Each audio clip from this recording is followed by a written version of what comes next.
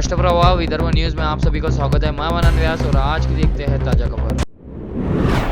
पूर्व विधायक बच्चू कडू ने आज मुख्यमंत्री के साथ हुई बैठक के बाद किसानों को कर्ज माफी को लेकर आक्रामक रुख अपनाया। मुख्यमंत्री के साथ हुई बैठक में 18 मांगे मान्य करने की बात बच्चू कडू ने कही। राज्य के पूर्व मंत्री बच्चू कडू ने विगत दिनों राज्य भर दिव्यांगों की समस्याओं को लेकर रायगढ़ किले के नीचे रक्तदान कर अन्न त्याग आंदोलन किया था, जिसे देखते हुए खुद मुख्यमंत्री देवेंद्र फडणवीस ने पूर्व मंत्री बच्चू कडू को दिव्यांगों की समस्याओं के संदर्भ में चर्चा एवं विचार करने हेतु मंत्रालय में बैठक बुलाने का आश्वासन दिया था, जिसके चलते आज राज्य में दिव्यांग कल्याण मंत्रालय में एक महत्वपूर्ण बैठक बुलाई गई। इस बैठक में विधायक बच्चू कडू की ओर से सुझाए गए सभी मुद्दों पर चर्चा करने के साथ ही दिव्यांगों से संबंधित विभिन्न मसलों पर बैठक की गई। इस बैठक में मुख्यमंत्री देवेंद्र फडणवीस, उप मुख्यमंत्री अजित पवार एवं पूर्व राज्य मंत्री बच्चू कडू सहित राज्य के मुख्य सचिव सहित मंत्रालयीन व क्षेत्रीय अधिकारी उपस्थित थे। फळबाग योजनेचं त्यांनी मान्य केलेलं आहे। दुसरं पेरणी ते कापणीपर्यंत सगळे कामं एमआरजीएस मध्ये करावं ते त्यांनी अमान्य केलं। कर्जमाफी शेतकऱ्याची अमान्य केलेलं आहे आणि दिव्यांगाचं मानधन 6 महिन्यानंतर वाढवू असं मुख्यमंत्र्यांनी म्हटलं। एकंदरीत सगळ्या मागण्या मंजूर केल्यानंतर मानधन आणि कर्जमाफीच्या विषयात मुख्यमंत्री आणि अजितदादांना मात्र आम्हाला फारसा दिलासा दिलेला नाही। बाकी 18 मागण्यामध्ये जरी त्यांनी मंजुरात दिल्या असल्या, 18 मागण्या जरी मंजूर केल्या असल्या तरी 2 मागण्या मात्र पुन्हा आमच्यासाठी लढण्यासाठी ठेवलेल्या आहे। जिन उपभोक्ताओं पर जलापूर्ति भारी बिल का बकाया है, उनके नल कनेक्शन काटने, अनाधिकृत नल कनेक्शन लेने वालों और अत्यधिक पेयजल का उपयोग करने वालों के खिलाफ एफआईआर दर्ज करने के आदेश विधायक रवि राणा ने महाराष्ट्र जीवन प्राधिकरण के अधिकारियों को आज आयोजित बैठक में दिए। अमरावती तथा बडनेरा के नल धारकों को कम मात्रा में तथा कम दबाव में पिछले कई महीनों से जीवन प्राधिकरण द्वारा पानी की सप्लाई की जा रही है, जिसके चलते बड़ी संख्या में नागरिकों ने विधायक रवि राणा के पास शिकायत की थी। इसी शिकायत पर राणा ने आज अधिकारियों की बैठक लेते हुए उक्त निर्देश देकर आम लोगों को न्याय देने के निर्देश जीवन प्राधिकरण को दिए। माल टेकड़ी स्थित महाराष्ट्र जीवन प्राधिकरण के कार्यालय में विधायक रवि राणा की अध्यक्षता में जल संकट समीक्षा बैठक आयोजित की गई। इस बैठक में मुख्य अभियंता संतोष गवानकर, कार्यकारी अभियंता विवेक सोलंके, उप कार्यकारी अभियंता संजय लेवरकर, जलापूर्ति योजना के उप कार्यकारी अभियंता विजय लोखंडे, शाखा अभियंता मोरेश्वर अजने आदि उपस्थित थे। इस बैठक में विधायक रवि राणा ने उपस्थित सभी शहरी एवं ग्रामीण लोगों की समस्याएं सुनी, सुझाव दिया कि जिन स्थानों पर पानी नहीं पहुंचता उनके संबंध में एक शेड्यूल तैयार किया जाए। पहिली गोष्ट तर अमरावतीमध्ये पाणी टंचाई नाही आहे, त्या संदर्भातच आज बैठक घेतली।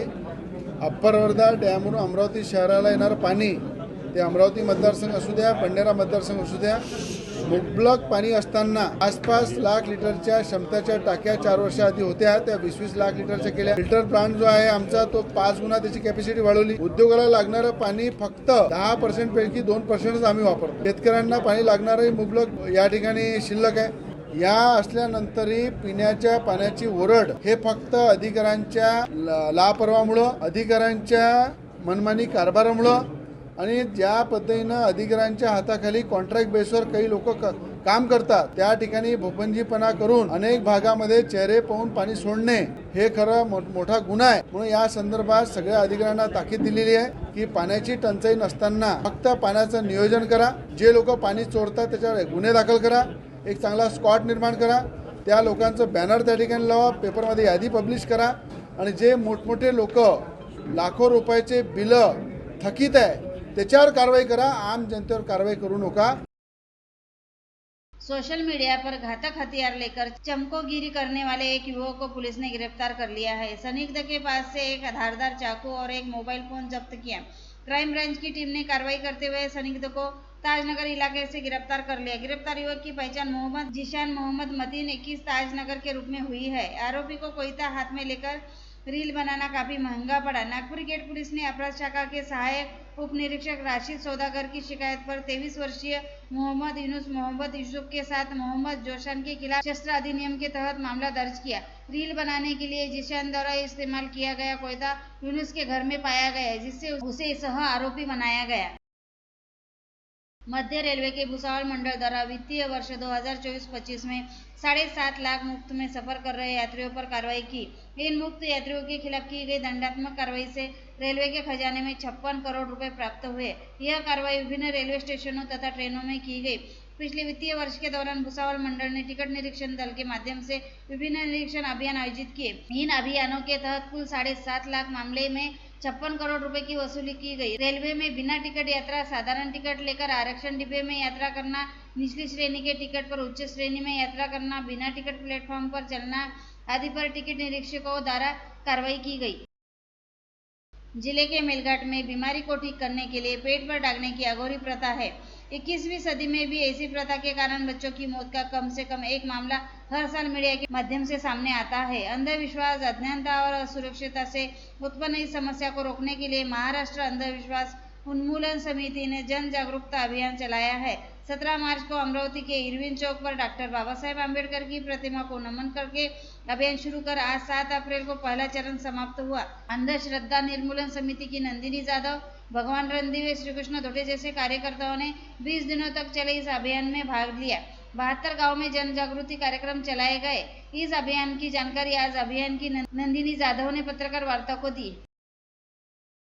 महायुति ने चुनावी घोषणा पत्र में किसानों को कर्ज माफी देने का आश्वासन देने के बाद भी उसे पूरा नहीं करने पर शिवसेना उबाटा ने पंचवटी चौक फ्लाईओवर पर सीएम देवेंद्र फडणवीस का प्रतीकात्मक पुतला लटकाया। इसके बाद चक्का जाम करते हुए सीएम का पुतला फूंकने की कोशिश की, लेकिन पुलिस ने पहले ही पुतले को जब्त कर लिया। शिवसेना जिला प्रमुख पराग गुर्दे के नेतृत्व में यह आक्रामक आंदोलन किया गया।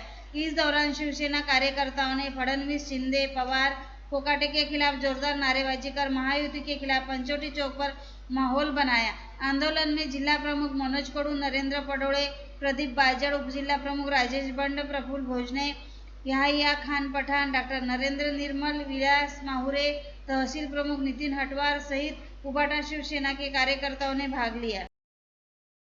निजी अनुदानित स्कूलों में क्लर्क, ग्रंथपाल, प्रयोगशाला सहायक आदि गैर शैक्षणिक पद सीधे सेवा परीक्षा के बजाय नामांकन से भरे जाएंगे।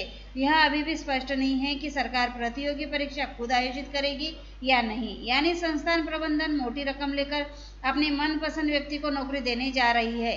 ऐसा सवाल प्रतियोगी परीक्षा समन्वय समिति ने उठाया है। चूंकि सरकार निजी अनुदान प्राप्त विद्यालयों में शिक्षकों की भर्ती प्रक्रिया लागू कर रही है, इसीलिए गैर शैक्षणिक पदों के लिए भर्ती परीक्षा प्रतियोगी परीक्षा के माध्यम से आयोजित की जानी चाहिए। अगर निजी संस्थानों को अधिकार दिया गया तो लाखों रुपए का गबन होगा। राज्य सरकार को इस अन्यायपूर्ण सरकारी फैसले को वापस लेना चाहिए। उपरोक्त सभी गैर शैक्षणिक एमपीएससी के माध्यम से भरी जानी चाहिए। समन्वय समिति ने मांग की कि निजी अनुदानित स्कूलों में जूनियर क्लर्क पदों को वर्तमान एमपीएससी ग्रुप सी विज्ञान में शामिल किया जाना चाहिए और पूर्ति भर्ती प्रक्रिया प्रतियोगी परीक्षा के माध्यम से आयोजित की जानी चाहिए। गत वित्तीय वर्ष में अमरावती शहर सहित जिले के विकास के लिए जिला नियोजन समिति के 474 करोड़ रुपए के प्रारूप में से 11 करोड़ रुपए 31 मार्च के पूर्व अखर्चित रह जाने के चलते वापस गए, जबकि जिले के उन प्रतिनिधियों ने प्रशासकीय मान्यता से अपने निर्वाचन क्षेत्र के विकास के लिए निधि की मांग की थी, लेकिन उनके प्रस्ताव को भी जिला नियोजन विभाग द्वारा नजरअंदाज किया गया। वापस गई निधि में मनपा के 3.5 करोड़ रुपए और जिला परिषद के 6.5 करोड़ रुपए की निधि का समावेश है। हर वर्ष राज्य शासन द्वारा जिले के विभिन्न कार्यों के लिए विभिन्न विभागों को मिले प्रस्ताव को देखकर विकास प्रारूप तैयार किया जाता है। इसके मुताबिक शासन से निधि प्राप्त होती है। गत वित्तीय वर्ष में जिले का 474 करोड़ रुपए का विकास प्रारूप को मंजूरी मिली थी, लेकिन इस निधि में से 128 करोड़ रुपए खर्च नहीं हो पाए थे। ऐसे में विधानसभा चुनाव का बिगुल बज गया। राज्य में महायुति की सरकार स्थापित हुई।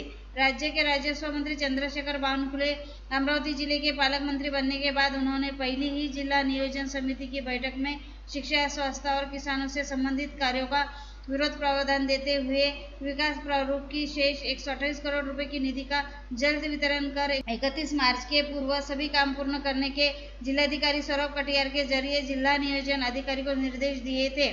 जिला नियोजन विभाग की तरफ से पूर्ण 474 करोड़ रुपए का वितरण किया गया था, लेकिन निश्चित कालावधि में निधि खर्च न होने पर संबंधित विभागों से वह निधि मार्च में अंतिम सप्ताह में वापस ले ली गई थी। यह निधि अन्य विकास कार्यों के लिए खर्च करना आवश्यक था, लेकिन समन्वय के अभाव में जिले के विकास प्रारूप की 11 करोड़ रुपए की निधि वापस चली गई। यवतमाल अपराध शाखा ने IPL क्रिकेट पर ऑनलाइन सट्टा लगा रहे 2 लोगों को हिरासत में लिया। उनके पास से कुल 70,000 रुपए नकद और सट्टा सामग्री जब्त की गई है। लोहारा MIDC क्षेत्र के एक निजी मकान में हुई इस कार्यवाही में 2 आरोपियों सहित शेख मुबारक शेख अभिजीत रमाकांत तांबेकर को गिरफ्तार किया गया है। गर्मियों में यात्रियों की भारी संख्या भीड़ को देखते हुए रेलवे प्रशासन ने पुणे और नागपुर के बीच अतिरिक्त स्पेशल ट्रेनें चलाने का फैसला किया है। इसके अलावा बेलगाम से महू, वास्को दी गामा से मुजफ्फरपुर के बीच भी अतिरिक्त ट्रेनें चलाई जाएंगी। इस अतिरिक्त ट्रेनों से रेल यात्रियों को भीड़ भाड़ वाले समय में बड़ी राहत मिलेगी। नागपुर से पुणे के लिए 14 साप्ताहिक वातानुकूलित विशेष ट्रेनें होंगी।